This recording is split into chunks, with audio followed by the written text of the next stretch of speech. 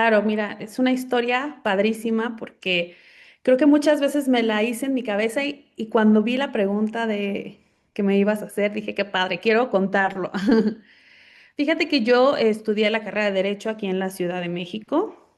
Eh, Cuando en mis años, aunque estoy chiquita, tengo 36 años, todos se iban a penal, administrativo, a mí me gustaba constitucional, fiscal, lo odié, pero siempre tuve una muy buena amiga que le iba muy bien en fiscal y teníamos una materia que se llamaba internacional, que justamente la directora de carrera no la daba y yo dije, me encanta, o sea, siempre sentí ese sentimiento de gusto hasta el tema internacional.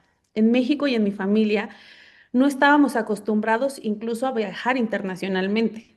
Yo era a esa edad, nunca había salido del país, es que vas que al pueblito de tus papás, de tus abuelitos, pero no sales en ese entonces. Pa' ahorita ya todo el mundo sale a otros países, ¿no? En mi caso no me pasó. Y bueno, decido hacer mi servicio social en la Secretaría de Relaciones Exteriores y casualmente me toca en el área de diplomáticos y consulares. Yo buscaba solo entrar a Relaciones Exteriores y había muy pocos lugares. Tengo que entrar, que sea jurídico en cualquier área, pero casualmente y con mucha suerte me tocó consulares y diplomáticos. Y me tocó hacer cartas interesantes de contestación a las áreas consulares en otros países donde México se encontraban. Me tocaron casos importantes como detenciones de narcotraficantes en Sudamérica, donde nos llegaban a nosotros y decíamos, bueno, ¿qué les contestamos? México tiene la obligación de proteger a estos personas que cometieron un delito, porque al final la sección consular en otro país es el país, territorio, y tenemos la obligación de protegerlos y juzgarlos en nuestro país. Entonces, ahí tuve la oportunidad de conocer a mi jefe de ese entonces, que fue quien me dio la apertura a conocer más sobre el tema internacional, ya sea público o privado. Y mi intención al inicio era ser embajadora o trabajar en una sección consular. Pero mi jefe me dio un tip. Me dijo, tú tienes que salir de México y tienes que conocer otro idioma, mínimo uno. Y lo hice. Decidí a Toronto en ese entonces y ahí, bueno, mucho más joven, empecé a estudiar otro idioma y empecé a ser migrante, ¿no? Yo me iba como los que se van de intercambio 6 meses y en un punto me gusta tanto que decido migrar por 3 años, viví en Toronto y me tocó conseguir trabajo, me tocó ser la extranjera, me tocó, a pesar de que ya tenía un inglés bueno, entender el idioma nativo y los que venimos a aprender, conocer otras culturas. Toronto es súper multicultural, tuve oportunidad de vivir con japoneses, con gente de Taiwán, Brasil, Italia, y eso me ayudó a conocer un poco más, ¿no? Ahí todavía yo no me iba a migratorio. Después me fui a Australia, estuve estudiando en Melbourne y ahí estuve en un área, en la misma escuela donde apoyaba a los estudiantes a realizar sus procesos administrativos para tener su legal estancia correcta en Melbourne, en ese entonces en Australia. Y bueno, saber que existen tratados internacionales entre un país y otro, que México a lo mejor no tiene el Working Holiday Visa que puede hacer Italia, que puede hacer Estados Unidos, que nosotros solo podemos ir a Francia y me tocó envolverme más. Estando como migrante, ahí empaticé muchísimo porque es difícil ser migrante. O sea, yo tenía una carrera universitaria como abogada y ejercer como abogada en otro país era complicadísimo. Y llegó un punto en donde yo decidí regresarme a México. No por, todo el mundo me decía, estás en Melbourne, estás en Australia, ¿qué haces allá? Si es que yo no puedo seguir así, yo tengo una carrera y mi carrera se hizo en México. Y yo conozco las leyes mexicanas, no conozco las de este país y no encajo ya en este lugar.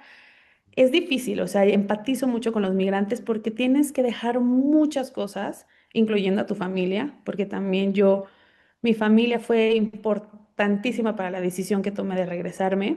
Y cuando decido regresar, encuentro un trabajo en migratorio y empecé desde cero. O sea, no sé cómo sea en Argentina, pero en México si no tienes 10.000 años de experiencia, no te dan trabajo y así me fue.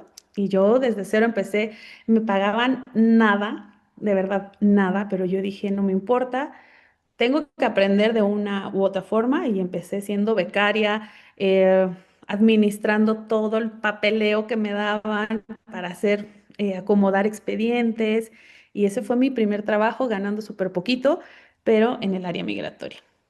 Y de ahí fui avanzando, avanzando hasta tomar la decisión de hacer mi propio despacho.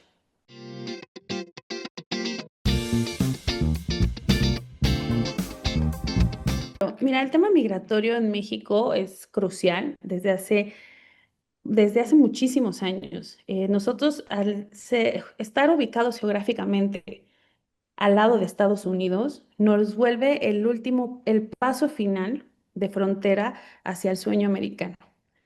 Y eso ha sido desde hace muchos años. Nosotros, antes de que existiera este fenómeno que cuentas y que yo le doy mucho lado también a las redes sociales, eh, se ha dado por ser un país de tránsito. Seguimos siendo un país de tránsito y lo vamos a hacer de por vida porque tenemos al gran de Estados Unidos ahí.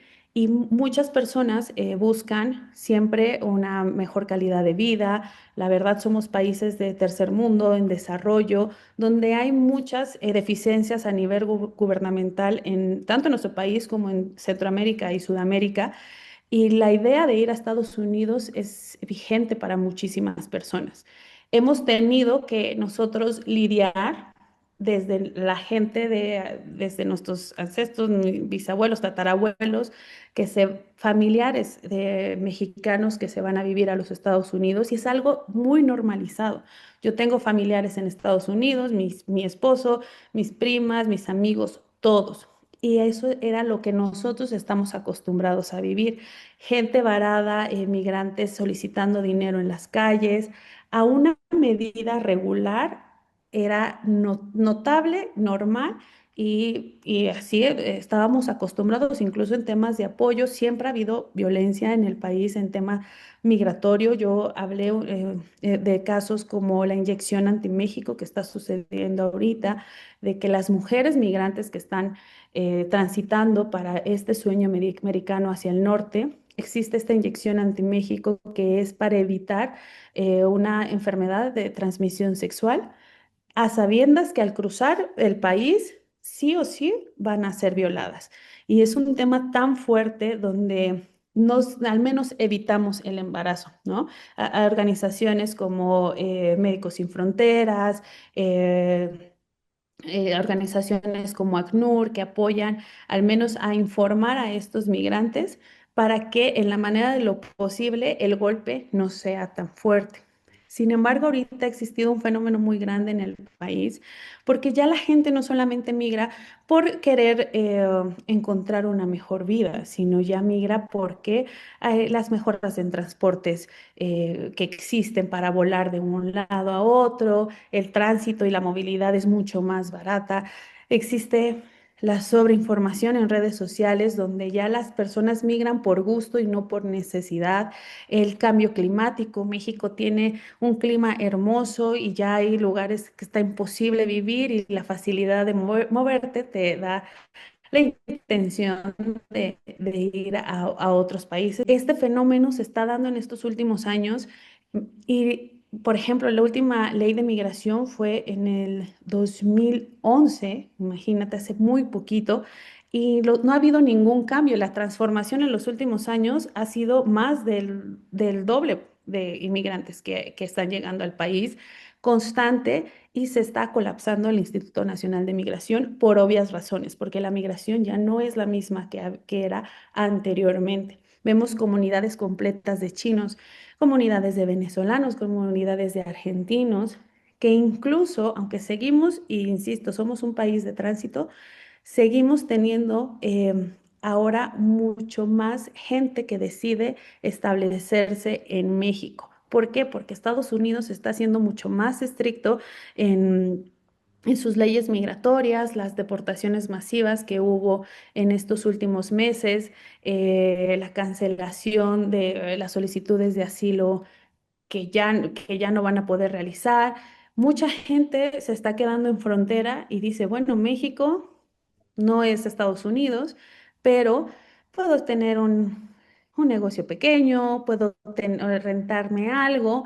Y ahora, ¿cómo adaptamos a la sociedad mexicana a competir con nuestra propia economía, que no es buena, con trabajos con extranjeros? Ya vemos extranjeros en Uber, empezando a competir laboralmente y la adaptación ha sido complicada. Hemos tenido temas de gentrificación en la Ciudad de México y en muchos lugares, San Miguel de Allende, Cancún, donde las personas han tenido que movilizarse de sus hogares porque las rentas son extremas, los compras básicas se están yendo al doble, se están incluso, aquí en México no estamos acostumbrados a trabajar con dólar, como en otros países de Sudamérica. México son pesos mexicanos, menús de restaurantes en dólares. ¿Esto qué es? Porque no hay una regularización. La migración es un tema importante porque si lo tomamos como, como una forma de beneficiar al país, llegar a acuerdos internacionales, porque no, esto no lo puede solucionar México, esto tiene que ser un tema global entre los países que están involucrados. Puede haber una mejora o un alza en la economía. El tema es que no hay regulación en sistema jurídico de la legislación mexicana y por ende se está haciendo este genocidio, xenofobia también, porque ya es demasiada la gente que vienen rodadas, vienen caravanas de haitianos, ahorita que pasó la situación en Haití, y bueno, es un fenómeno que está colapsando, al menos en el tema migratorio en México, que lo estamos viendo hoy en día y que evidentemente el gobierno mexicano debe de empezar a reformar las leyes mexicanas para no generalizar, porque no todo, ese es el tema, que generalizan la migración y cada caso es independiente e igualmente Comar, que es la Comisión Mexicana de Apoyo a Refugiados, está colapsando con temas de asilo y refugio.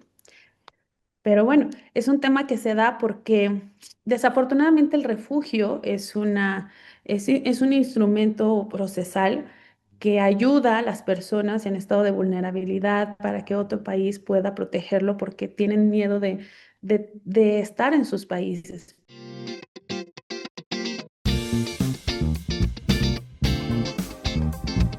Yo nunca he sido fan de las redes sociales, no me gustan.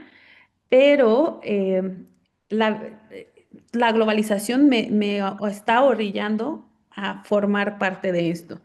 La mayoría de mis clientes al inicio de mi carrera profesional fueron referidos y amaba trabajar con gente referida porque conocía mi trabajo y no necesitaba hacer ningún tipo de publicidad, marketing y demás.